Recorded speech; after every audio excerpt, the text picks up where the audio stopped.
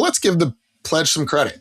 First, it acknowledges that an AI load or these very large loads are different in scale, speed, and visibility. Second, it acknowledges that the cost recovery matters. If a handful of giant private loads are driving new generation and delivery upgrades, it's reasonable to say that those costs should not simply be spread across all, ratepayers or all consumers. And third, it pushes the market toward more disciplined conversations around dedicated supply, rate design, and infrastructure accountability. So maybe the biggest thing it gets right is that it admits that the old assumption that the grid will somehow just absorb all of this is no longer credible. Hey everyone, and welcome back to another episode of Renewable Rides. Today we're digging into a topic that on its surface feels like a policy story, which would build on our last episode. But actually underneath, it's really an infrastructure market design story. And this is in reality where the future of our energy gets built. The headline is Trump's administration's new ratepayer protection pledge. And this is with the major hyperscalers and AI companies. And the idea is simple, and it's actually really good. If these companies want to build massive new data center capacity, ordinary household and businesses should not be left paying for the power infrastructure needed to support it. Before we dig into this and more, Dan, how are we doing? Doing great. We're recording here just after the clocks have turned, which is always tough, losing an hour. As you know, I was celebrating a friend's birthday over the weekend, so it was extra tough to lose that hour of sleep. But I certainly love having the evenings with the boys, being able to run around in the backyard or go get a little extra time at the beach or the pool. So it's certainly starting to feel a bit like summer, which is exciting for us. How about yourself, Kev? Yeah, I love it. The power of technology meant that I didn't even realize there was an hour change until I woke up expecting to see the sun coming up and it was still pitch black, but all the clocks had automatically updated and I'd have never known. But yeah, the weekend was really nice. It was a great reminder of how sports can really help us learn and adapt and lean into lessons learned that are important to our lives. So Ethan did his first little freestyle competition and it just showed, there's these like big obstacles in our way. And for him, it was like nerve wracking and he had to step up and commit and get after it and kind of manage his own emotions. So that was awesome to see. And he did really well. And then the very next day, a team that they beat in their soccer, who they beat 8-1 last week, they lost to 2-1 because they went in, I think, overconfident. I think, and he got quite emotional because the team didn't show up. There wasn't the intensity that they should have had. And he just shows it. Day to day, different things happen, different situations, different circumstances, different players. And it's all about being able to manage these expectations and also accept that things don't always go to plan. So it's always cool to see some of these life stories through the eyes of sports and kids. Yeah, and a good reminder that like every day the world changes, things present themselves in a different way, and you got to control yourself and the way that you present yourself and the discipline by which you approach the tasks and events in life. That's right. Yeah, it's really cool. All right, well, let's dig in. I think the big story here, Dan, is that the pledge reveals that the grid model that we've come to rely on is actually under serious strain. And most people don't even really understand that. Yeah, well, I completely agree with you. And just to be clear, as we get going here, this is a voluntary pledge. So it's not some magic law that solves everything overnight. Really, it's the White House saying that big companies that are building these hyperscaling data centers will build, bring, or buy the power they need and pay for the delivery infrastructure upgrades and negotiate separate rate structures so that normal customers, both residences and businesses, are not subsidizing this AI growth. Yeah, exactly. And it does sound great politically, but paying for the infrastructure is not the same as making it appear quickly enough, cheaply enough, or at the right prices. And I think this is where it gets actually really super interesting. And so I think the reason why this is happening now is ratepayer anxiety is becoming very real and very political. People are already feeling the pressure of higher bills, and the AI boom is giving politicians a very visible target. And it was really interesting reading in Bloomberg recently. They found that areas near significant data center activity experienced wholesale electricity prices that were as much as 267% higher than 5 years earlier. And so we've talked about this a lot before, Dan, of commercial rates in the last 4 years having gone up 22%, industrial rates 30%. They are real. They are what are written into the rates. But seeing this wholesale rate price so significantly jump is actually quite astounding. And so when politicians ask why ordinary households should be subsidizing big tech's power needs, that then leads to people and businesses already seeing these increases impacting their businesses, their operations, their family budgets. And that plays into their votes. It plays into the discussions we had with Chris on a few episodes back around our votes really influence people's political careers. And that's what's coming to the forefront. And it's not just in Washington at a federal level. The AP reported that voter anger over rising electricity costs and fights over who pays for the AI infrastructure, they're already shaping the 26 midterm elections. Yeah. So it's no longer some niche utility policy discussion. It's becoming an election issue. And it's pretty wild that in just 5 years, electricity has really moved from this kind of invisible constant in life to a cornerstone of politics and boardroom discussions. Yeah, no, it is very interesting. And Georgia, where we've spoken about a few times before for various reasons, but they're experiencing a very good example of what you're describing, where the Atlanta Journal-Constitution reported that Georgia's Senate special election was being actually reshaped over the backlash of a proposed $21 billion data center project. And this is with respect to energy, water, and land use becoming real defining issues for this race.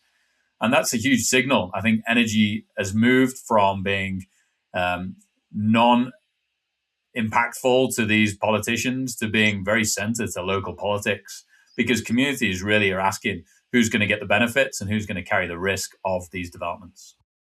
Yeah, and Reuters reported that the White House rolled this pledge out ahead of the midterms, specifically to try to calm some fears around AI growth and the ramifications of consumer bills that come out of that. So politically, the administration is trying to head off backlash before it hardens into a bigger problem. Although I'd be curious to see how that actually plays out. Yeah, exactly. And I think that's the point of the pledge, isn't it? We want the AI growth, but we don't want ratepayers being crushed by it. And it is really good politics. I think this is becoming a very important issue, and it's good that they're being seen to address it. But I think it also explains how serious this issue has become. We've never had the federal government step up and make these sort of comments before. And when electricity bills, data centers, and grid strain start showing up in these special elections in the midterms, this has truly moved from a technical debate to basically kitchen table politics. But let's give the pledge some credit. First, it acknowledges that an AI load or these very large loads are different in scale, speed, and visibility. Second, it acknowledges that the cost recovery matters. If a handful of giant private loads are driving new generation and delivery upgrades, it's reasonable to say that those costs should not simply be spread across all ratepayers or all consumers. And third, it pushes the market toward more disciplined conversations around dedicated supply, rate design, and infrastructure accountability. So maybe the biggest thing it gets right is that it admits that the old assumption that the grid will somehow just absorb all of this is no longer credible. Yeah, exactly. It's definitely an acknowledgement that low growth from AI is no longer abstract. It's definitely an operational issue. It's political and it's immediate. But I think here's where the conversation actually needs to go deeper, because this isn't just a cost allocation response. It's a system design issue, because even if the hyperscalers were to pay and the grid had to do all the work, the generation still has to go and get built. We still have to find transmission capacity, and we have to permit it and build it 10, 15, 20-year cycles. The substations still have to be upgraded, and the turbines still have to be delivered.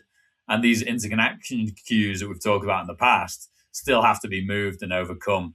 And, we're seeing, increasingly the US Energy Information Administration said just in January that the country is on track for its fourth strongest power demand year since the year 2000. And it's driven by these computing centers. And Lawrence Berkeley National Lab says there are 10,300 projects still seeking interconnection, representing 1,400 gigawatts of generation and 890 gigawatts of storage. That's what I think the layperson misses. That money Yeah. doesn't compress time itself. These are infrastructure projects, and Reuters reported that gas turbine deliveries can take up to 5 years, while capital costs for these combined cycle gas plants have doubled in the rush to serve this new demand. So even if capital is available, the physical and bottlenecks are just really real and something that's not going to necessarily be overcome by some pledge. Yeah, exactly. I think the ship has definitely sailed. And I think when we say the ship has sailed, what we mean is the market is already beyond the point where just go and build more central infrastructure, because that cannot be the only answer, because it's too slow, it's too capital intensive, it's too politically messy, and it actually faces a huge amount of social pushback, whether it be through NIMBYism, whether it be through people just not understanding and not supporting this infrastructure. And it leads to vulnerable bottlenecks that already exist and can increasingly compound. And this is where, Gareth, you recently wrote about this idea of the great unbundling. And I think this is a great spot to touch on this, because it's demonstrating the fragility of this centralized infrastructure and why there's a better, different path. You can share a little bit on that. Yeah, I think this is where the conversation gets super interesting, Dan, because I think from the utilities and the policymakers, they're expecting like data centers to behave like flexible loads and to operate like many other businesses. And to be fair, there is some evidence that this is possible. Google have signed demand response agreements. They continue to lead the way in being able to flex some of their AI load. And there's new pilots showing that they can flex in near real time. But it really doesn't mean that this is how they want to operate. It doesn't mean that the AI infrastructure is designed to operate like that. And they really don't want to be operating like it's a discretionary load. They want clean power, they want high uptime, they want predictability, and they want performance certainty. They don't want voltage instability. They don't want to be curtailed, because that impacts their revenues. And they definitely don't want to have their most expensive compute assets sitting underutilized because the grid cannot keep up. Yeah, it actually reminds me of another podcast that I was just listening to recently, the Catalyst podcast, and they had Dr. Ben Lee on it, and he was talking about how these training data centers operate, right now as when they experience surprisingly large spikes in power demand as a result of how the power models or how the AI models are trained. These spikes are problematic. It's not just from the grid perspective, but the equipment inside the data centers as well. And to manage this, they create like dummy or phantom workloads to keep the power profile basically flat, but you're literally just wasting energy on nothing. And so this idea of flexibility, even if there is some flexibility, the AI companies don't want it, and their infrastructure doesn't want it. No, and the flexibility actually comes from not curtailing the actual work. It comes from curtailing the excess dummy work that was generated to try and provide this buffer. It's super interesting. And Harvard Belfer also shared that Northern Virginia, they experienced this voltage event in 2024. And as a result of this voltage event, around 60 data centers disconnected all at once because they couldn't handle this impact to their operations. And that caused a 1,500 megawatt swing and forced an emergency action by the utility. So it's a real reminder that these facilities are not just large loads, they're super sensitive infrastructure. And so the grid wants flexibility, but the operators want certainty. And I think it's important to remind ourselves that the grid is a very special being here, and that you need at all times a relatively constant meeting of supply and demand, where they're at odds here. Yeah, exactly. And I think instead of talking about how do we make AI loads flexible, I think that's the wrong question and the wrong framing. I think instead we should be thinking about how do we design compute and power together so the system is actually inherently just more flexible, more resilient, more local, more controllable. And this is where I think the real opportunity emerges is training versus inference distinction really matters. So training today still requires huge campuses and tightly coordinated GPU clusters. So it makes sense to centralize those assets and have these big hyperscale facilities. But inference is actually very different, and it can often run in smaller clusters, much closer to the point of demand. And that is what makes edge inference super interesting, because inference does not need that same level of giant synchronized infrastructure. So it's much more amenable to this distributed energy deployment. So really, this is not cloud versus edge. It's really a layered architecture. So a hyperscale for training, smaller Yeah. regional and metro nodes for a growing share of the inference, and maybe some narrower on-device functions as well, whether that be our personal computers or even our mobile devices. So it's Yeah. not really saying that this is anti-cloud or anti-massive data centers. Those are part of the overall architecture and infrastructure for these AI companies, but it's really just another layer of cloud architecture. And once the compute starts to be distributed in that way, power can become distributed with it. Yeah, I love this, because that's when we can really understand that energy and compute are very like for like. We can have big centralized infrastructure for certain situations, we can have distributed for other.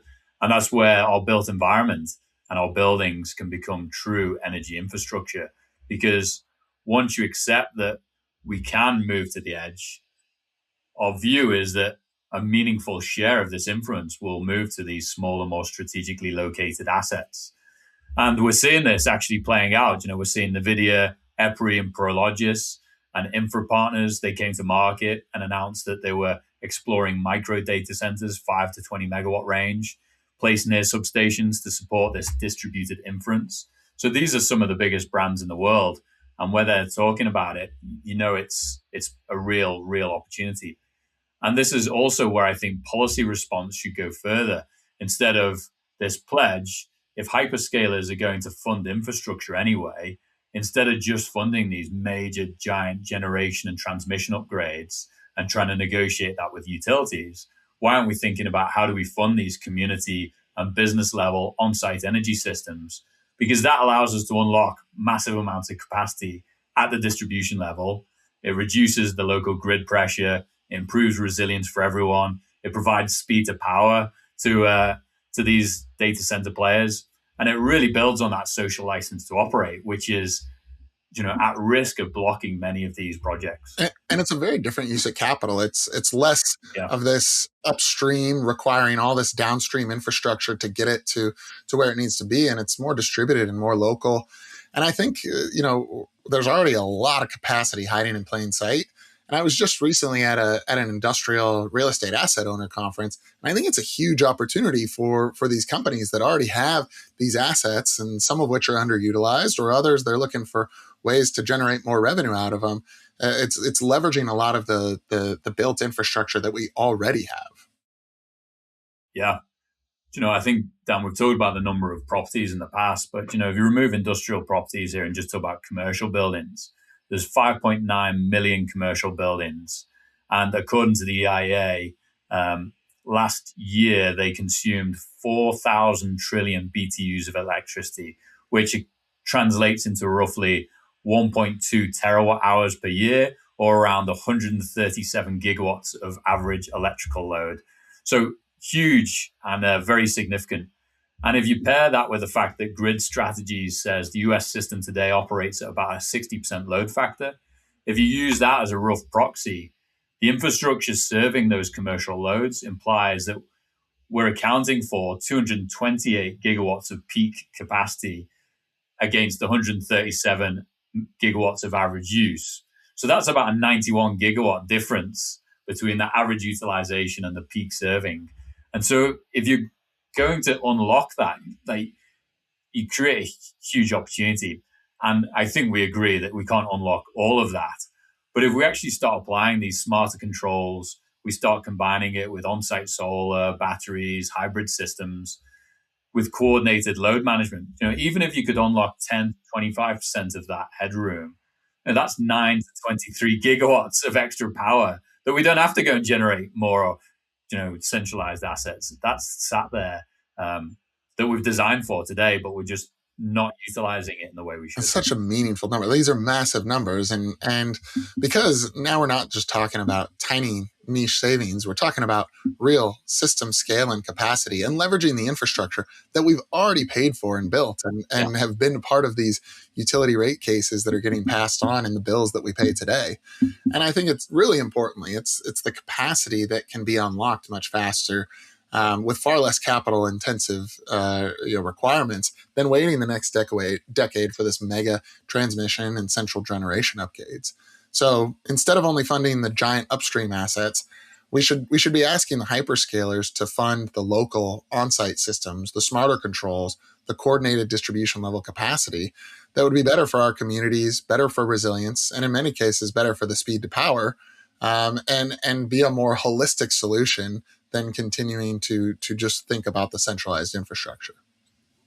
So what's the key takeaway for business leaders that are listening here, Gareth, and infrastructure owners, like the industrial asset owners that I was talking about? Yeah, I think the pledge highlights that we need to all stop assuming that the utility timelines and the centralized grid is going to line up with our market needs. Second, we need to start thinking about sites in terms of enabled capacity. So, how much square footage do we have available? How much capacity do we have at our site level transformer? How much could we generate on site? How much can you really help unlock this opportunity for the market? If you own these commercial industrial real estate assets, you need to recognize that energy infrastructure, it needs to become a very strategic part of your value proposition. This could actually be the biggest revenue generating opportunity for your business beyond your core business. And fourth, if you're a policymaker, ratepayer, protection should not just mean reallocating the cost of these giant grid upgrades to the data center players. It should be, how do we actually enable local capacity creation? And lastly, I'd say if you're a hyperscaler or major AI infrastructure player, think very carefully about social license to operate, because communities are much more likely to support your growth if they see the local benefits, the local resilience, the system value, not just strain on the grid and increased rates. Yeah, I think as we're looking ahead, it features a lot less about brute force and more about coordination, using software to run things smarter, smarter siting, more distributed Yeah. capacity, and more recognition that the built environment is not just where the load happens or the consumption happens. It's part of where the solution and generation can live as well. So, in summary, the ratepayer protection pledge, gets the politics right, but it's still a little too centralized, from an infrastructure strategy perspective. Rates are already rising, the queues are already long. We know that the infrastructure, even despite the large loads, needs to be upgraded, and that's only going to get passed on to ratepayers. Local opposition for these large data centers is already growing, and the idea that we can solve this through giant generation and giant poles and wires to move this power is already proving too slow. So the real opportunity is to stop treating power as something that only arrives from somewhere else, and something that we can actually generate and control and manage and coordinate appropriately. Yeah, exactly. It means more behind the meter systems, more local orchestration. And that means buildings becoming active infrastructure instead of passive consumers. And increasingly, that means us pairing this distributed power opportunity with distributed inference, because the fastest, smartest energy generation is often not the one you permit from scratch. It's the one that we can unlock and better coordinate quickly within our existing environment. That feels like the real headline. It's not just who pays for AI power, but what kind of infrastructure model will actually help us win as a society here. I mean, this is a race. There's a lot going on, around the globe associated with this, and power is at the center of this entire discussion. And really, this is exactly where why we created VECKTA to orchestrate, coordinate, and unlock these complex opportunities and the infrastructure deployments at scale to create this abundant, profitable, reliable, clean energy. And I appreciate the pledge to shine a more pointed light on this. But more needs to come, and it'd be interesting to see how this plays out at a political stage, let alone at an infrastructure stage in the coming months and years. Yeah, I think the key is that purposeful adaptation, isn't it, Dan? One of our core values. If it currently feels like a bit of a knee-jerk reaction across the industry, instead of actually strategically thinking about it, planning it out, and having a robust strategy that's sustainable instead of a quick short-term band-aid. So exciting times, lots going on, huge opportunity, and looking forward to digging in on this more with you in the years to come. Likewise. All right, take care, Gareth. Cheers. Yep. We receive a lot of questions from business leaders around the world wanting to learn more about the energy transition, what is possible, and where to start. So to help you stay informed and up to date on best practices, opportunities, risks, and success stories, we created an industry newsfeed at VECKTA.com/news with all our podcasts, blogs, and newsletter. Check it out and connect with Dan, myself, and the VECKTA team to learn more. Cheers and have a good one.